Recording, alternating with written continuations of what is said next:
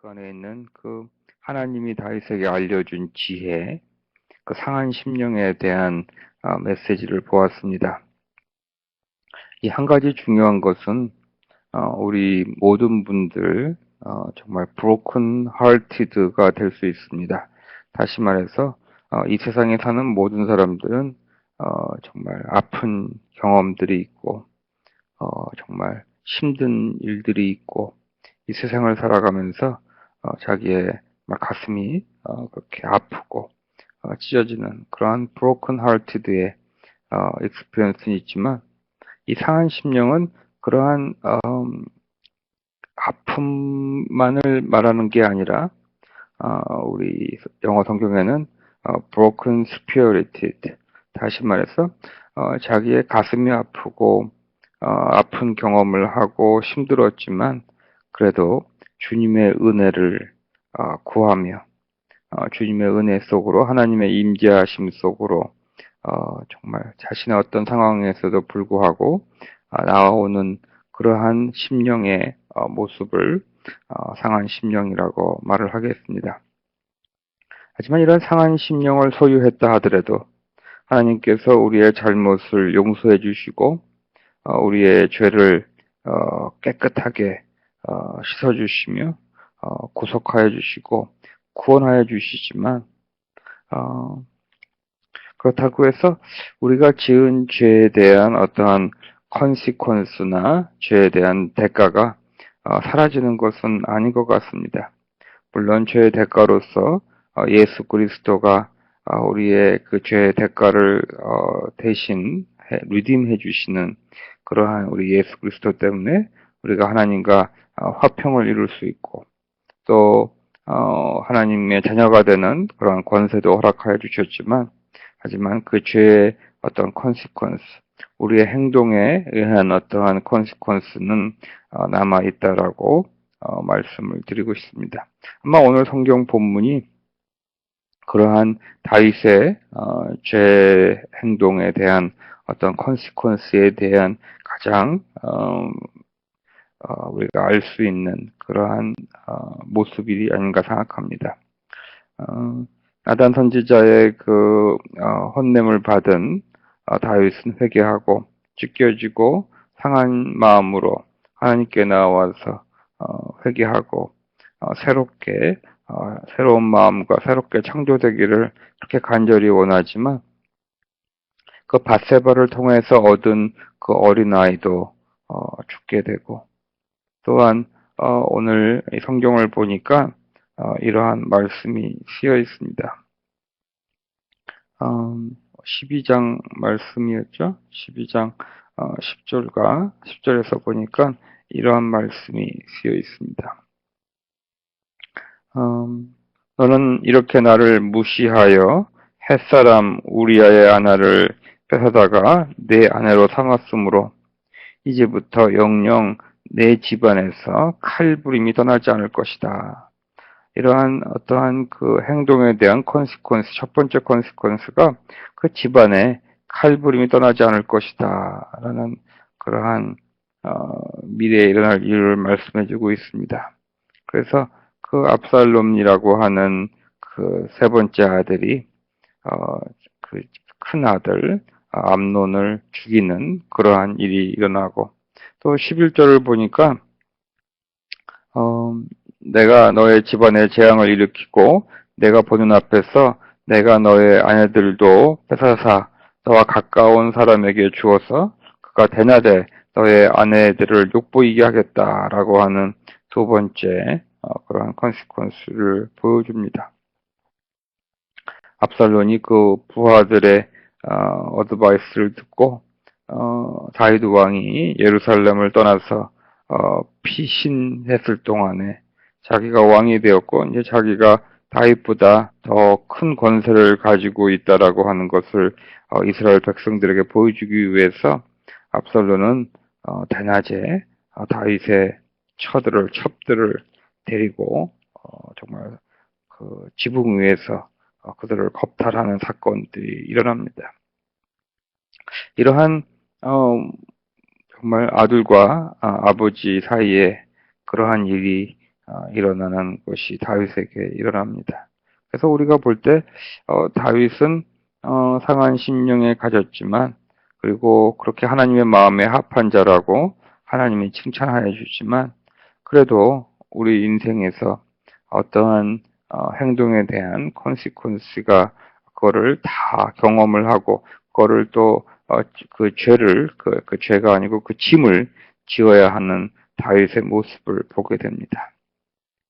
그래서 어떻게 보면은 우리들의 인생에서 일어나는 일들을 가만히 보면 내가 지은 어떠한 죄 때문에와 나의 행동 때문에 일어난 컨시퀀스들이 있고 우리들은 또 그런 것들을 또 겪게 된다고 하는 것을 말씀드리고 싶고 또 어떨 때는 글쎄요. 이거는 저도 참 성경을 읽으면서 아직까지 어떤 것이 맞을까, 이것이 누구 말이 맞는지 모르는 것이 있다면 우리는 모든 일에 어떤 섭리가 있고 모든 일에 하나님의 뜻이 있다라고 우리는 말을 하면서 심지어는 어떠한 이러한 죄의 컨시퀀스조차도 하나님이 하신 거다라는 말을 종종 합니다. 어, 예를 들어서 다윗이 그 밧세바와 가진 첫 아기가 얘를 죽었을 때도 어, 우리는 하나님의 어떤 섭리와 뜻이 있다. 이런 말을 하면서 모든 사건들을 하나님이 그렇게 했다라고 우리가 종종 얘기를 합니다. 그 말도 맞는 것 같고 솔직히 어떤 일들은 하나님의 섭리라기보다는 우리 인류의 죄 때문에 일어나는 어떤 컨시퀀스가 아닌가도 생각을 해봅니다. 우리 이 특별히 지구 온난화 같은 것들은 우리가 하나님께서 우리가 이 세상을 맡겨주시면서 청지기로서 잘 이 자연도 보살피라고 주셨는데 우리가 함부로 하나님께서 허락해 주신 창조하신 자연을 함부로 우리가 쓰기 때문에 이러한 자연의 문제들이 많이 생기는데 종종 이런 것들도 만약에 이런 거 하나님의 섭리 안에 있다 뭐 이렇게 말을 한다면 어, 저는 살짝 그 부분은 아직까지 이해를 못 하겠습니다. 그래서 저는 그냥 간단하게 좀 무식하면 용감하다고 이렇게 말을 합니다. 하나님의 섭리 속에서 일어나는 일이 있는가 하면 우리 인간들의 어떠한 죄된 모습과 그러한 또 연합적으로 우리 인류가 지은 어떠한 행동들에 의해서 일어나는 일도 있지 않을까 이렇게 생각을 해봅니다. 여하튼 간에 오늘도 이러한 일들이 일어났는데 이러한 일들이 일어난 내용을 하나님께서 다윗에게 말하는 내용이 7절과 8절이 있습니다. 나단 선지자를 통하여서 다윗에게 하나님께서 말씀하시기를 이런 말을 합니다. 내가 너에게 기름을 부어서 이스라엘 왕으로 삼았고 그 사울의 아내들도 내 품에 안겨주었고 이스라엘 사람들과 유다 나라도 너에게 맡겼다. 그것으로도 부족한다면 내가 내게 무엇이든지 더 주었을 것이다. 그런데 너는 어떻게 나의 말을 가볍게 여기고 나를 무시하며 그 햇사람 우리아를 전쟁터에서 죽이고 그 아내를 뺏어갈 수가 있느냐라고 말을 합니다.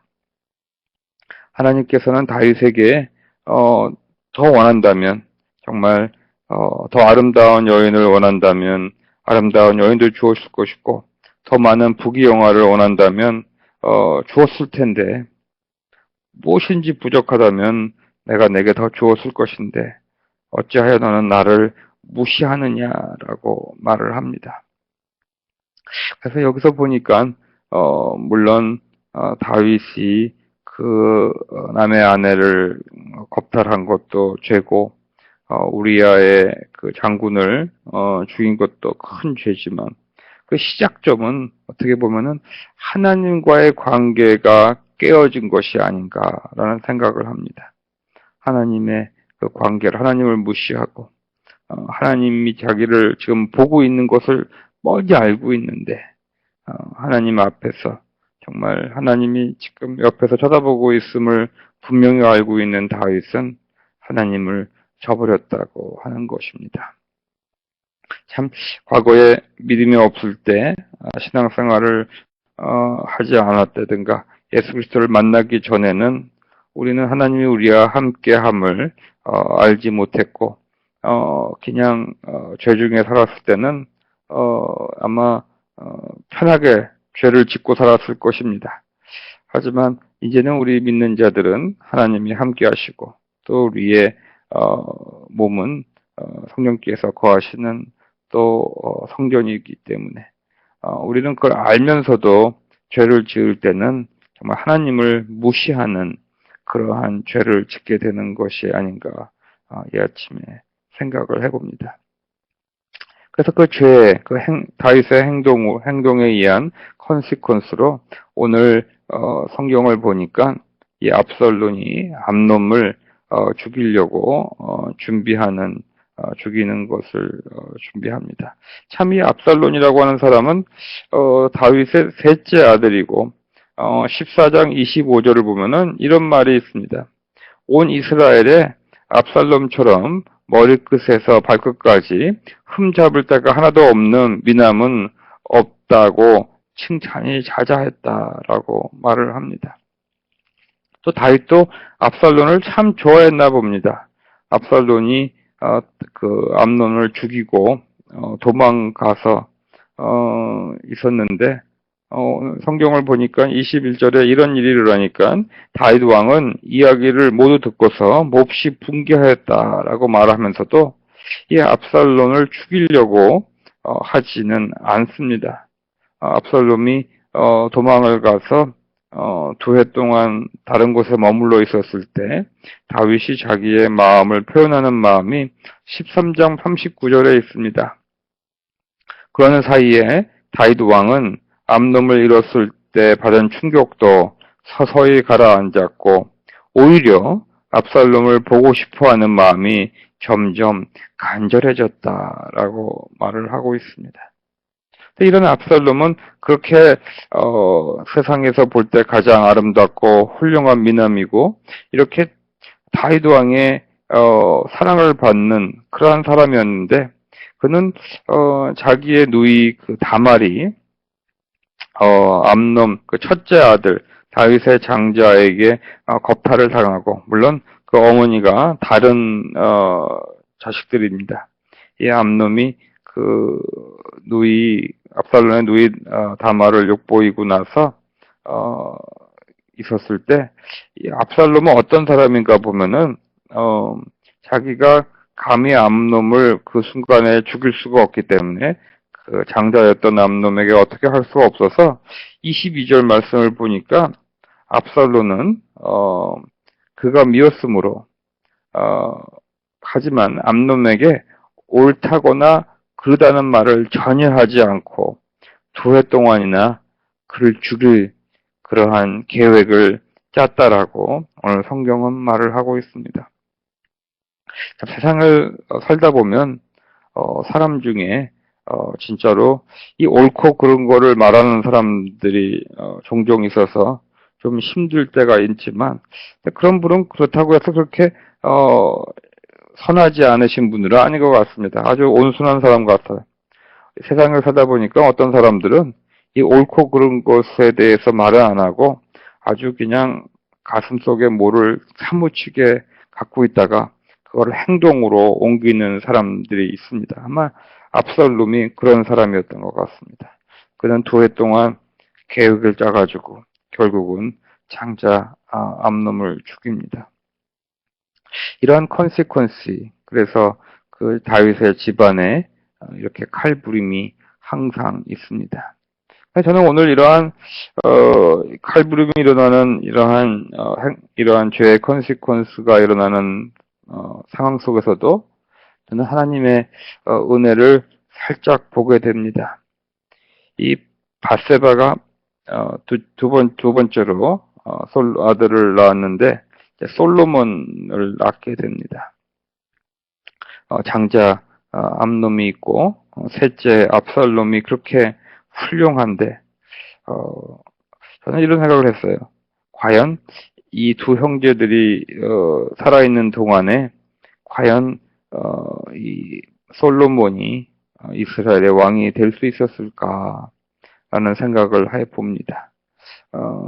물론 하나님께서 그렇게 계획하신 거라고는 저는 말씀드리는 건 아니지만 압살롬과 암놈의 그리고 다말과의 그런 사건을 통하여서 압살롬이 암놈을 죽이게 되고 또 압살롬은 또 다윗을 반역하는 그래서 사건이 일어나면서 죽게 되면서 이러한 모든 우리 인간이 만들어낸 어떠한 행동의 컨시퀀스들마저도 하나님께서는 사용하셔서 그 안에 하나님께서 사랑하는 그 중심을 보시고 이스라엘의 왕으로 삼고 싶어 하셨던 그 솔로몬이 왕을 될 수 있는 그러한 기회가 주어졌다고 하는 것이죠. 어떤 상황 속에서도 하나님께서 그 모든 상황을 만드신다기보다는 그 모든 상황에서 일어나는 모든 상황 속에서 하나님께서는 합하여서 선을 이루신다고 말씀드리고 싶습니다.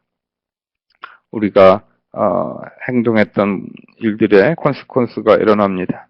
그때에도 하나님으로부터 도망가기보다는 우리는 주님의 은혜를 붙잡고 또 그 안에서 내가 만들어낸 상황이지만 그 상황 속에서 하나님께서 주님의 은혜 가운데서 합하여서 선을 이루기를 간절히 원하는 그러한 우리가 되기를 간절히 기원합니다. 기도하시겠습니다. 하나님 감사합니다.